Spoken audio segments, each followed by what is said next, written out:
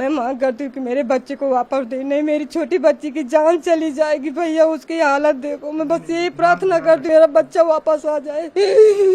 हम इतने दिन हो गए एक निवाला नहीं खाया, पानी पी पी के जी रहे, मेरी बच्ची की हालत खराब हो गई। आप सब कोई देख लो, और जो भी सुनते हो मैं उनकी भी हाथ पैर जोड़ती हूँ कि मेरे बच्चे को बचा लो। आप थाने भी गई थी? आप? हाँ गई थी। बहुत प्रार्थना उनसे किया, बहुत दुआ करा कि एक झलक दिखला दो। बोलते नहीं मैंने भैया मैं दूर से देख लूंगी, मैं आपके पैर पड़ती हूँ, मेरे को एक झलक दिखला दो, लेकिन नहीं दिखाया उनने, वापस कर दिया। हमारे भाई को न्याय मिले, उसने ऐसा कुछ नहीं किया तो उसको न्याय मिले और उसको छोड़ दे। इतनी दूर लेके गए, हमने उसको देखा भी नहीं है, संडे के दिन से देखने के लिए गए थे तो उन लोगों ने मिलने भी नहीं दिया, देखने भी नहीं दिया। हम मेघालय कैसे जाएंगे इतनी दूर, हमको तो कुछ उसके बारे में पता भी नहीं है। अभी आप इसीलिए कल गए थे ताकि उसको एक बार तो देख पाए वहाँ ले जाने से पहले, लेकिन उन लोगों ने नहीं देखने दिया। मैं बस यही कहूंगी सर कि मेरा बेटा ऐसा नहीं है, वो कभी ऐसे काम नहीं कर सकता। वो बहुत छोटा है, बहुत अपने तीन बहनों की जिम्मेदारी उठाता है। जब से उसके पापा न रह गए, जब से वो कपड़ा मार्केट में काम करता था, रात में आता था तो खाना खाता था, फिर न्यूज़पेपर डालने जाता था, फिर सुबह कपड़ा मार्केट जाता था। तो एक हमारे पड़ोसी भैया सब रहते करते थे, तो उन्होंने बताया कि यहाँ पे काम कर लो, गोविंद भैया के यहाँ का नाम नहीं उनका लिए, पर बोलते कि यहाँ पे काम कर लो तो तुमको अच्छा रहेगा। तो वो यहाँ से जाके वहाँ काम करने का एक दिन गया तो बोलते मम्मी अच्छा मैं काम कर लूँगा। बस वहाँ काम करने लगा, 2 साल काम करते उसको हुए। बाकी मेरा बच्चा कभी ऐसा नहीं करता। कभी आपको अगर ऐसा नहीं लग रहा कि मैं झूठ बोल रही तो आप अड़ोसी पड़ोसियों से जाके भी पूछ लो कि मेरा राज कैसा था। वो कभी ऐसा काम नहीं कर सकता था। आपके हस्बैंड की 2020 11 मई को ऐसा हुआ था। मतलब राज पे ही पूरा उसके बाद से मेरा राज सब संभाला है। हम एक टाइम खाते थे और एक टाइम नहीं खाते थे, तब भी हम अपने बच्चों के साथ ऐसा रहा। मेरा बच्चा कभी ऐसा नहीं करा। मैं हाथ जोड़ के प्रार्थना यही करती हूँ कि मेरे बच्चे को बचा लो, उसको कुछ नहीं होना चाहिए। नहीं हम मर जाएंगे, हमारा कोई आगे पीछे नहीं है। ध्यान रखिए, ऐसा कुछ नहीं। ये इंदौर में हम अकेले रहते हैं, हमारा कोई आगे पीछे नहीं, बस वही बच्चा है हमारा, वही सब कुछ करता था।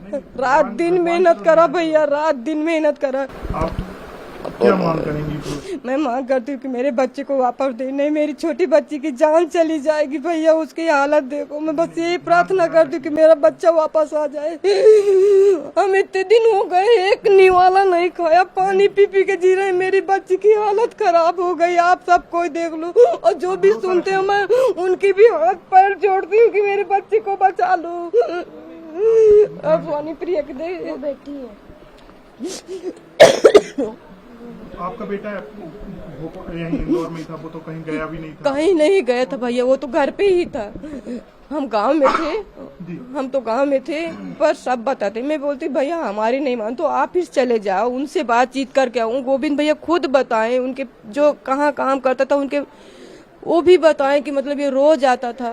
तो आप ये क्या लग रहा है, फंसाया जा रहा है क्या? फंसाया ही जा रहा है मेरे बच्चे को, और कुछ नहीं फंसाया। अब मैं ये तो नहीं जानती, अब हमें कहाँ मालूम कौन फंसा रहा, कौन क्या कर रहा। बस हम तो यही सुना कि जब वो न्यूज में देखा मोबाइल में, तब हमको पता चला। नहीं हमें तो कुछ पता ही नहीं था।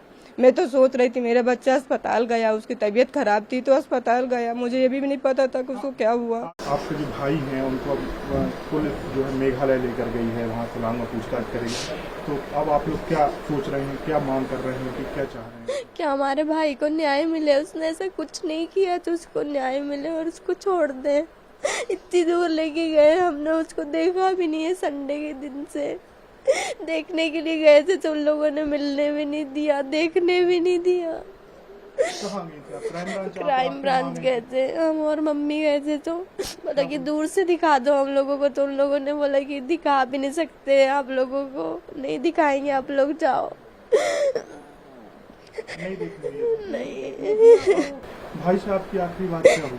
संडे के दिन भैया आए थे तो बस ये बोला कि सुहानी मेरे कपड़े निकाल दे, मेरे को मंदिर जाना है, बस। उसके बाद भैया चले गए। फोन लगाया होगा जब वो तो उसकी उनका फोन स्विच ऑफ आ रहा था, सब लोगों को लगाया, सबका फोन स्विच ऑफ आ रहा था। फिर उसके बाद मम्मी को फोन किया, उन्होंने बताया विशाल भाई की मम्मी को फोन किया। मैंने उनसे बोला पड़ोसियों से पूछो कि घर में वो लोग हैं कि नहीं है, उनका फोन बंद आ रहा है। तो उन्होंने बताया कि घर में ताला लगा हुआ है, कोई भी नहीं है घर में। उसके बाद फिर मैं लगातार वो जो ऑफिस के भैया उनको फोन लगा रही थी कि भैया मेरे भैया नहीं मिल रहे हैं। वो बोल रहे थे मिल जाएगा, उसने कुछ नहीं किया है, उसने कुछ नहीं किया। आप भी आप मतलब 12th पास करने आप भी कॉलेज में जा रहे हैं? जाने वाली थी, पर अब तो मेरा भैया आ जाएगा तो हमारे लिए हम यहाँ से चले जाएंगे। फिर कॉलेज की पढ़ाई का खर्चा आप वही एक टेंशन होगी, जो कमाने वाला था वही सब कुछ करते थे? सब कुछ भैया ही करते थे 5 सालों से, जब से हमारे पापा नहीं है तब से सब कुछ भैया संभालते थे। अच्छा, पापा की जाने के बाद हाँ।